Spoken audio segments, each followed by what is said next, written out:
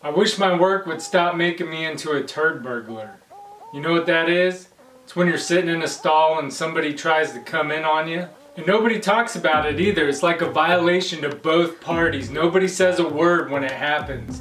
You just sit there quiet on the pot and the other person just walks away and uses another stall or just walks out of the bathroom altogether. Even if you know who the culprit was, you don't walk out of the bathroom and talk about it. It's just like code. But yeah, I don't know what it is. Every time I'm at work and I gotta take a leak, I get up, I walk to the bathroom, I knock on the door twice, wait for a response, no response, so I try to walk in and boom, I run right into the door. It's just annoying, like say something when I knock. I mean, that's the purpose of me knocking, so I don't try to be a turd burglar and walk in on you. And you know what else is annoying? I got a message today on my phone from someone on eBay.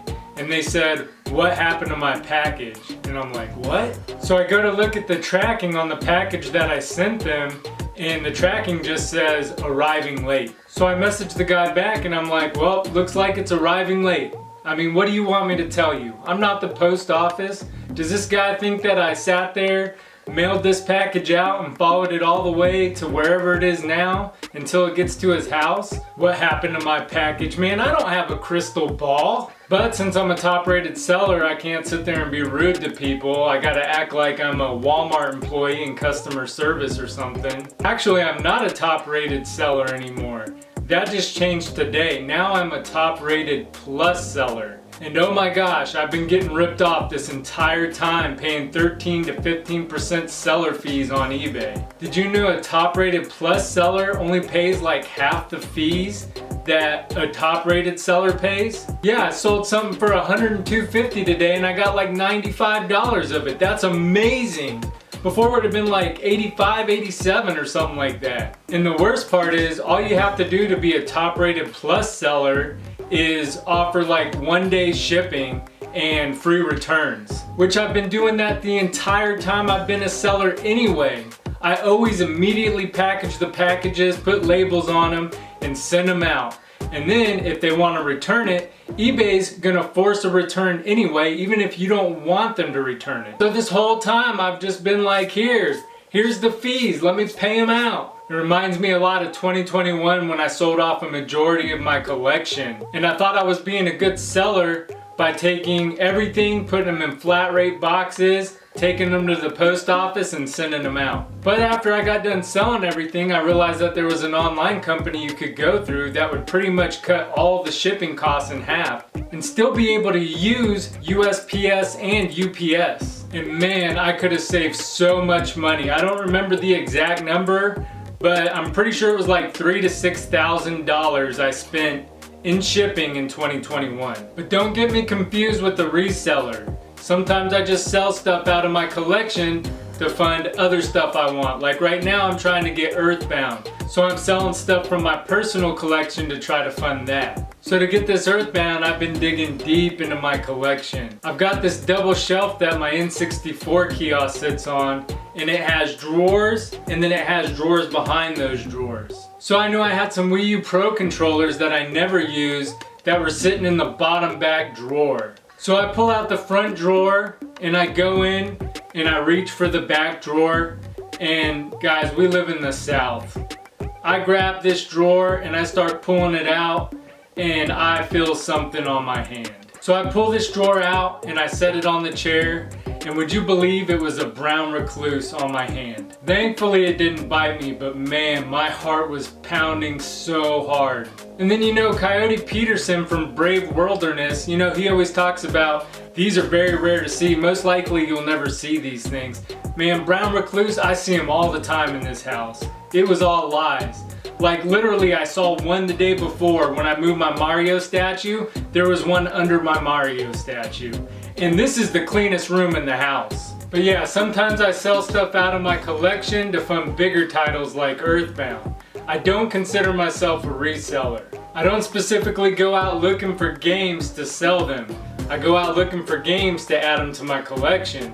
And if I see a good deal on a game that I might already have, I'll go ahead and pick that up and use it in a trade or sell it. I mean, that's just common sense.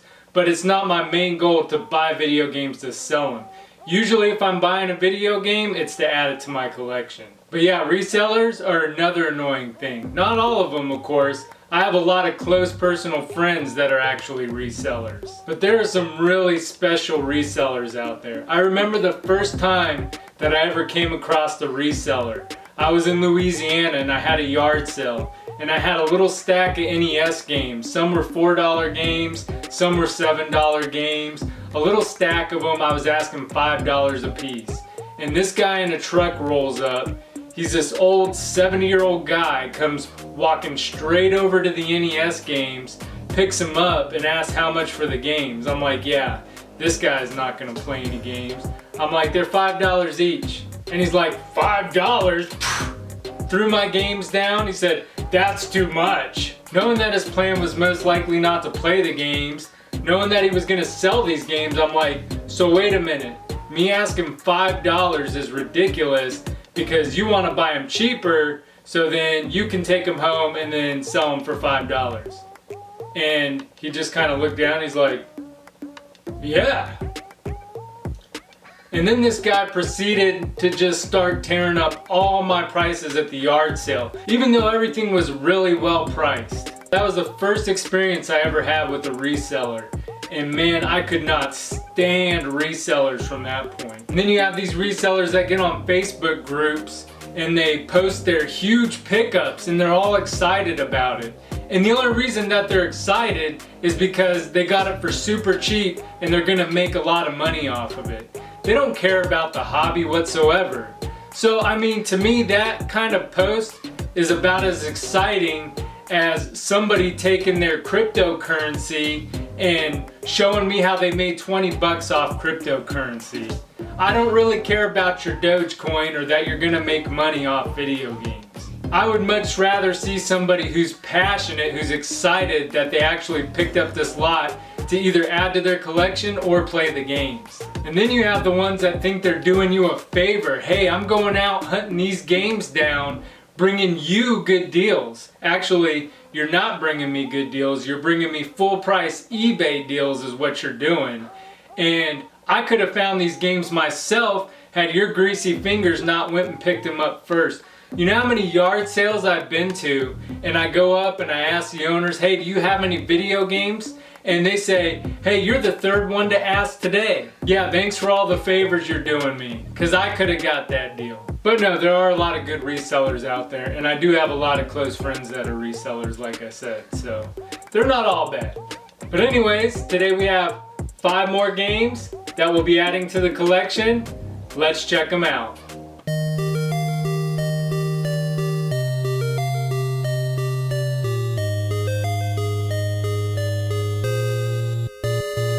And the first game up is mr.nutzz. Developed and published by Ocean, mr.nutzz dropped onto store shelves in 1994. You play as mr.nutzz through 6 platforming levels, each made up of sub-levels. As you make your way through each level, you collect acorns, coins, and defeat enemies. You get points for collecting items and defeating enemies, and once you get 30,000 points, you get an extra life. The levels are maze-like. There are tons of different paths you can take. Sometimes the way you need to go is blocked off, and you'll have to go back and find switches to open the way. The game looks amazing. Everything in it, from the background to the enemies and mr.nutzz himself, look great. And the music complements the excellent graphics. The platforming feels a little floaty, but you get used to it after a while. It's nothing game breaking though. You have a few ways to take out the enemies. You can jump on their head, swat them with your tail, or throw acorns at them. The acorns are limited to the amount you collected. Each level is pretty long. The sub-levels are long too. If you run out of energy in a sub-level, you go back to the beginning of the sub-level. If you run out of lives, you go back to the beginning of the entire level. The enemy design isn't really that exciting. That mixed with the long levels can make mr.nutzz drag a little bit. Overall, mr.nutzz is an average feeling platform game with great graphics and sound. It's worth playing, but it's a fairly pricey game, so it's best to emulate it. mr.nutzz is game number 116 for the collection, and I got the cart and box for $275 shipped. I later got the manual for $160 shipped, bringing our total up to $435.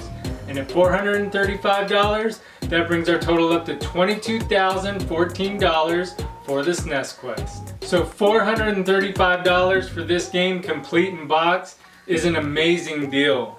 So $275, that was the box, all the inserts, except the manual, and then the game was included in that. And this is in pretty good condition overall. And then the manual for $160 was another great deal. So I actually owned this game before, and right before I decided to go for the entire Super Nintendo library, I ended up trading my copy for some kiosks. And I ended up getting $1,200 in trade for my copy of Mr. Nutz. And shortly after that is when I decided to go for the entire collection. So then I started thinking, man, I gotta get Mr. Nutz back. That's gonna be hard. Because that copy I traded, I actually paid $700 for it. So it was really cool to get $1,200 in trade for it. But I knew I had to buy that game back now. But this box and cart with all the inserts popped up for $600. And I was watching it for $600 thinking, hey, you know, that'd be a good deal if I can find a manual for $100 or $200. You know, I might be able to make an $800 complete in box game. And I just sat there and watched it and eventually forgot about it. And out of nowhere, the seller sent me an offer for $275. He straight dropped the price from $600 down to $275. Maybe he made a typo, I don't know, but I immediately jumped on it, and it was a really good deal. To get this game in this condition for $435, it was an excellent deal. Next up we have another pretty uncommon game, World Soccer 94 Road to Glory. World Soccer 94 Road to Glory was developed by Rage Software and published by Atlas. It kicked onto store shelves in 1993. Here we have a somewhat decent soccer game for the SNES. This game covers all the bases. You have a practice mode where you can practice shootouts and controlling the ball. The shootout is different than any other soccer game we've covered. The ball moves back and forth across the screen and you stop it in the direction you want to kick. It's not the funnest shootout I've played, but it's pretty good. There's also a friendly mode where you can play a regular game and get the hang of things. Once you hone your skills, you can take on the world. When I say take on the world, I mean there are 64 teams to choose from, all from different corners of the earth. Road to Glory also has a myriad of options to choose from. Besides the normal time limit and strategy, you can change everything about how your player handles. Think they're too slow on the field? You can select the speed of the players from slow to fast. And boy are they fast. The visuals are fuzzy but do the job. The difficulty of the game is just right. I won some games and I lost some. It's not the perfect soccer game though. Gaining control of the ball can be a pain. In every soccer game we covered, the players easily take control of the ball. In this game, I ran circles around the ball more than I'd like to admit. The player you control is also random, and it can make defense difficult. There's also an indoor soccer option, which I found to be a lot of fun. There are 6 players on each side, and you can pass the ball off walls, which is a fun mechanic. The most annoying thing in the game is how your goalie tries to pass to you, and it's constantly intercepted by the other team. Just watch this nonsense. Overall, World Soccer 94 Road to Glory is a decent soccer game, but it does have its flaws. We've played a lot of different soccer games so far, and this is one of the better ones we've played. World Soccer 94 is game number 117 for the collection, and I got it for $246 shipped. And at $246, that brings our total up to $22,260 for the collection. And $246 is on the cheaper side. Everybody else was asking around $350, but this came from the UK. And one thing I do like to do is buy games from overseas, because a lot of people won't buy it because they don't want to wait all the time it takes for it to come across the ocean.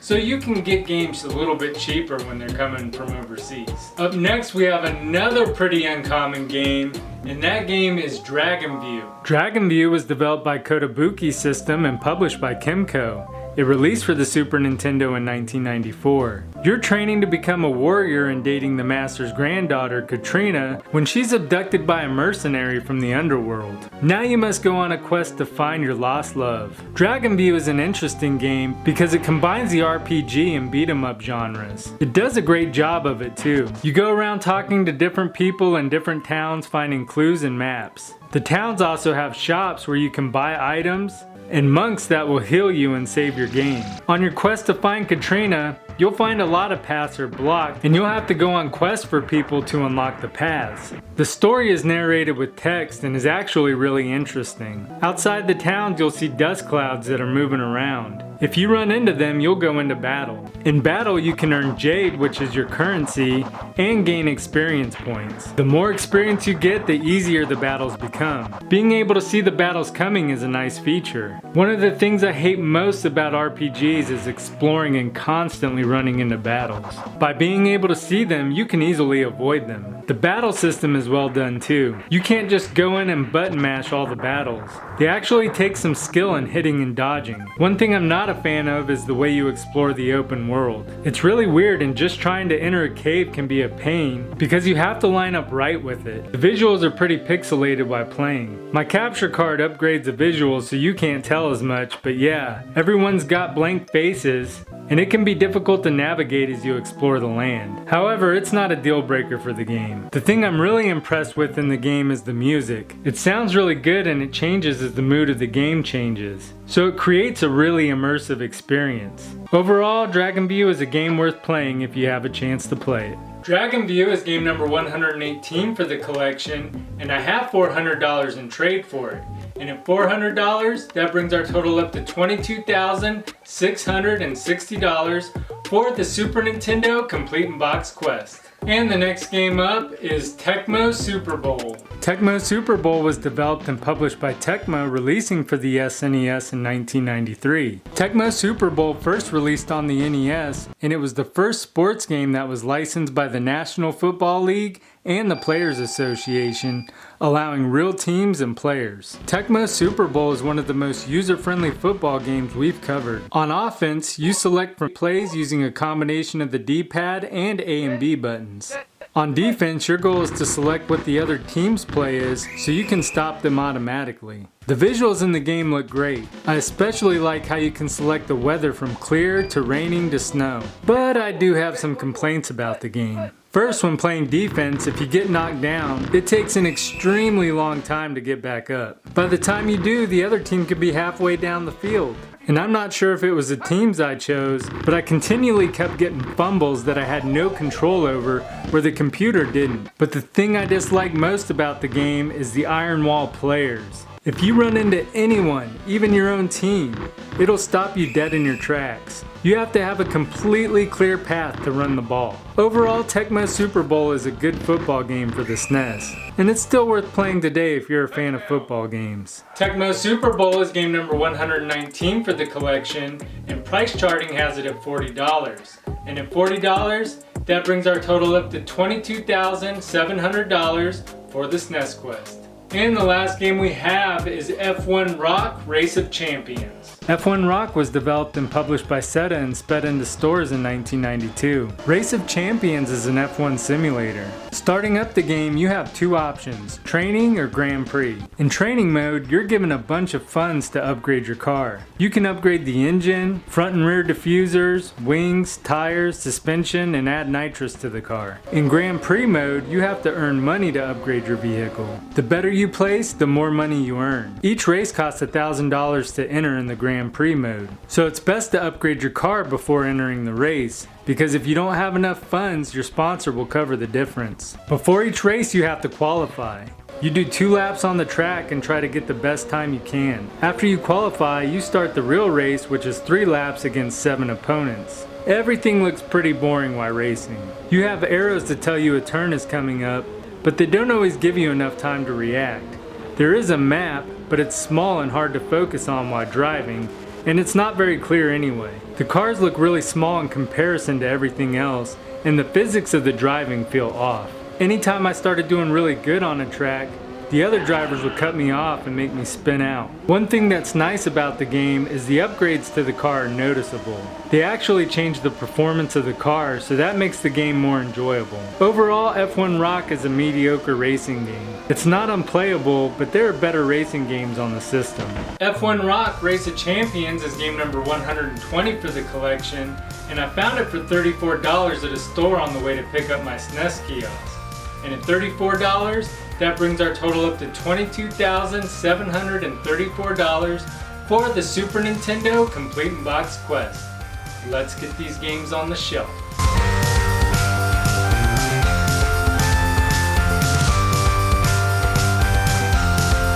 If you enjoyed the video, please make sure to subscribe. I'm completing the entire Super Nintendo library, complete in box, right here on the show. Also, make sure to leave a thumbs up for Mr. Nutz. Until next time, I'm Gamer Wayne, and thanks for watching.